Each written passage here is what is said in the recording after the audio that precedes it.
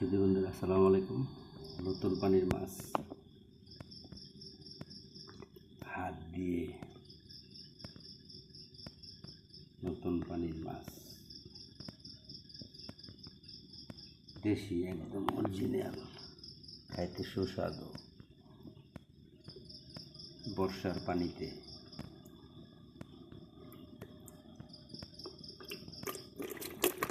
কেমন হলো, একদম টাটকা।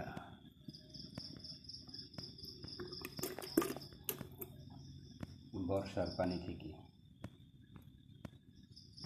মাছ আসলো।